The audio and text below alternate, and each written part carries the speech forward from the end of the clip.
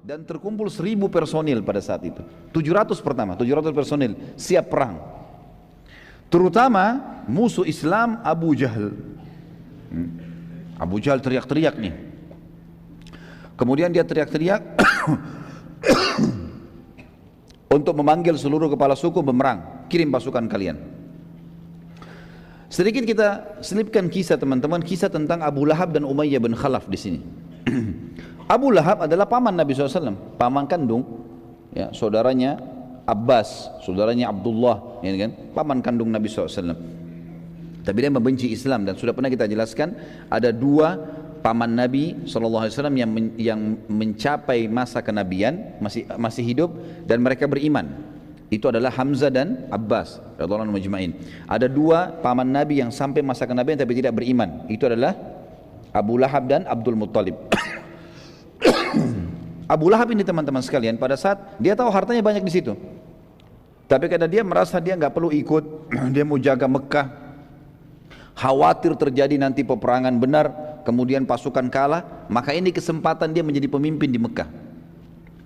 Dia kebetulan pernah mengutangkan uang kepada seseorang, dan dia berkata kepada orang itu, kalau kau mau utangmu lunas, maka keluarlah mewakiliku. Bilang aku mewakili Abu Lahab untuk keluar berperang. Maka orang itu pun setuju. Akhirnya orang tersebut pergi mewakili, ya, Abu Lahab. Kemudian kisah yang unik adalah Umayyah bin Khalaf. Siapa Umayyah bin Khalaf ini teman-teman sekalian? Umayyah bin Khalaf ini sahabat dekatnya Abu Jahal, sahabat dekatnya Abu Lahab, tokoh Quraisy. Ada kisah dulu dalam riwayat Bukhari disebutkan. Umayyah bin Khalaf ini bersahabat dekat dengan satu orang dari Ansar, dari asli Madinah, namanya Sa'ad bin Mu'adz radhiyallahu anhu. Ini Sa'ad bin Mu'adz pimpinan suku Khazraj, ya, terkenal sekali, yang pada saat dia meninggal singgasananya Allah, arsy-Nya Allah goncang. Sa'ad bin Mu'adz ini bersahabat sama Umayyah bin Khalaf, sahabat dekat. Pada saat itu teman-teman sekalian,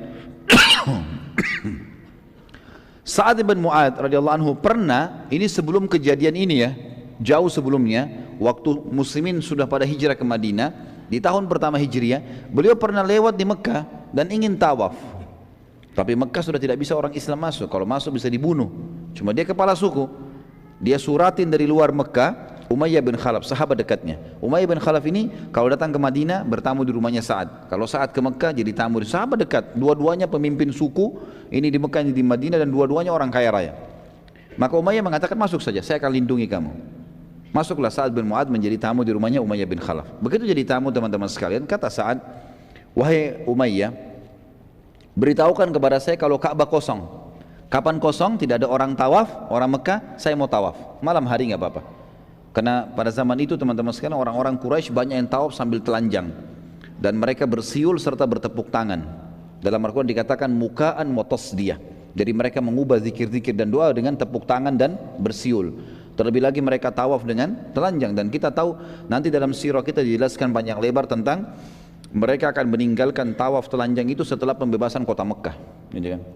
Maka Sa'ad tidak mau tawaf pada saat itu. Kata Umayyah, baiklah. Umayyah kumpul sama teman-temannya, dan dia tidak cerita nih, dia cerita sama Abu Jahal sama Abu Lahab kalau ada tamu saya Sa'ad, karena mereka benci dengan penduduk Madinah, gitu kan. Pada malam hari Umayyah pulang ke rumahnya, dia mengatakan sudah tidak ada orang. Hai Sa'ad, ayolah kalau kau mau tawaf saya temani.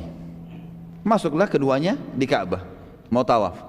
Begitu tawaf datang Abu Jahal. Abu Jahal tanya, wahai Umayyah, siapa yang bersama kau ini? Kata Umayyah, ini Sa'ad bin Mu'adz, pimpinan Khazraj, suku yang besar di Madinah, terkenal dengan kekuatan perangnya, memang terkenal juga. Kata Abu Jahal, Sa'ad ibn Mu'adz, pimpinan Madinah, demi Allah kau tidak akan keluar dari Mekah hidup. Gitu. Berani benar kau masuk di sini. Gitu kan. Kata Sa'ad, wahai Abu Jahal, kalau kau berani sentuh saya akan lawan kamu. Saya bukan orang biasa, kepala suku juga, gitu kan. Saya akan lawan kamu, dan kalaupun saya terbunuh, kau pikir sukuku akan tinggal diam? Mereka akan serang Mekah dan menghabisi Quraisy. Mereka mati atau Quraisy yang mati? Kata Abu Jahal, demi Allah kau tidak akan bisa. Kata Sa'ad, demi Allah bisa. Gitu kan. Ribut nih, dua orang berantem mulut. Umayyah bin Khalaf di tengah-tengah. Dia lihat ke sebelah kirinya Abu Jahal, sahabatnya, pimpinan Mekah.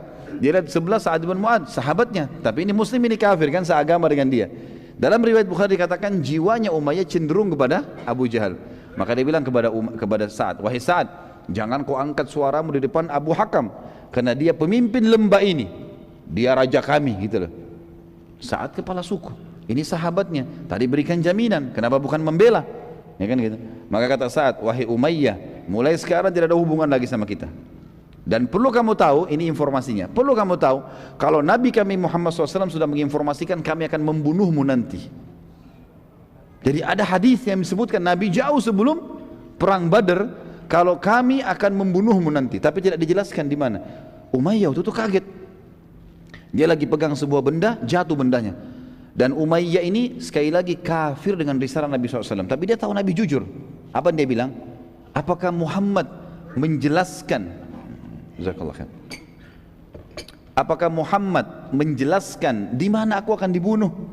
Kata Sa'ad, tidak ada informasi. Tapi kami akan membunuhmu, itu pasti. Gitu kan? Maka pada saat itu teman-teman sekalian, dalam riwayat yang dikatakan Umayyah pun bingung. Maka Umayyah meninggalkan dua-duanya, pulang ke rumahnya. Rupanya karena Umayyah pergi, Abu Jahal takut juga. Nggak jadi berantem nih. Abu Jahal tinggalkan juga. Sa'ad bin Mu'adz pulang ke Madinah. Karena nggak jadi pertengkaran, dia sudah pulang gitu kan.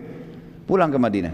Umayyah bin Khalaf dinukil riwayat oleh beberapa orang sahabat yang waktu itu memang masih ada di Mekah, belum masuk Islam, menyaksikan Umayyah untuk pulang ke rumahnya sambil dia ngomong sendiri di jalan. Dia mengatakan, demi Allah Muhammad tidak pernah dusta. Pulang ke rumahnya, dia bilang sama istrinya, wahai istriku, apakah kau tahu apa yang diberitakan Sa'ad kepadaku malam ini? Kata istrinya, tidak. Apa itu? Istrinya juga kafir gitu kan. Dia bilang, Muhammad menginformasikan kepada pengikutnya, sahabatnya, kalau mereka akan membunuhku. Apa kata istri Umayyah? Orang kafir nih, demi Allah Muhammad gak pernah dusta. Ini luar biasa nih pengakuan mereka tentang kejujuran Nabi SAW. Demi Allah Muhammad gak pernah dusta. Tapi apakah ada informasi di mana kau akan dibunuh? Dia bilang, saya sudah tanya kepada Sa'ad, tapi Sa'ad bilang tidak ada informasi dan tidak jelas kapan. Tapi istriku, saya pastikan pada kamu kalau saya tidak akan keluar dari Mekah. Pokoknya saya akan di sini teruslah. Saya nggak akan keluar dari Mekah. Baik, ini teman-teman sekalian, kejadian ini 3 bulan sebelum kejadian penyerangan, akan terjadi penyerangan kafilah Quraisy. Jadi Umayyah bin Khalaf ini berpegang terus pada kejadian itu. Waktu Abu Jahal keliling motivasi orang Mekah, ayo pasukan, ayo berkumpullah, peranglah, harta kita akan diambil. Terkumpul 700 orang. Setiap suku punya 100 orang. Umayyah bin Khalaf, ada 7 suku bergabung. Umayyah bin Khalaf ini punya suku teman-teman di Mekah, pas prajuritnya paling banyak 300 orang. Umayyah duduk depan Ka'bah. Pasukannya 300 duduk depan dia. Enggak ada yang ikut nih. Abu Jahal lewat. Abu Jahal bilang, wahai Umayyah, kenapa kau tinggal di sini? Kenapa enggak gabung? Ayo bergerak, hartamu juga ada di situ, akan diambil. Kata Umayyah apa? Wahai Abu Hakam, apa kau lupa ceritanya Sa'ad bin Mu'adz? Kalau Muhammad sudah menginformasikan akan membunuhku. Makanya Abu Jahal bilang, kenapa kau percaya itu dusta? Enggak usah percaya, enggak benar. Keluarlah, bergeraklah. 300 orang ini paling banyak, gitu kan? Dia bilang, demi Allah saya enggak mau. Abu Jahal bingung, ini pasukan paling besar. Gimana caranya? Dia pulang ke rumahnya, dia ambil dupa, teman-teman sekalian. Waktu itu ada dupa, khusus baunya itu kalau kecium bau perempuan. Jadi kalau laki-laki bau itu memalukan, aib. Diambillah bara api sama dia, dupa, ditaruh dupa tersebut, keluar wangi-wangian. Abu Jahal ambil punya istrinya, dibawa ke dekat Ka'bah. Lalu dia permalukan Umayyah di depan pasukannya. Dia bilang, tatayyab ya Umayyah. Nih, pakai minyak wangi nih, hai Umayyah. Umayyah tahu ini bau perempuan. Kata Umayyah, kenapa kau kasih minyak wangi perempuan?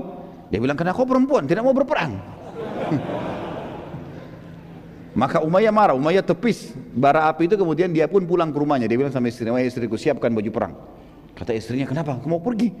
Bukankah diingatkan? Bukankah Sa'ad bin Mu'adz sudah cerita kalau Muhammad menginformasikan sahabatnya akan membunuhmu? Dia bilang, saya dipermalukan sama Abu Hakam. Saya akan keluar sebentar, beberapa langkah, habis itu nanti saya kembali.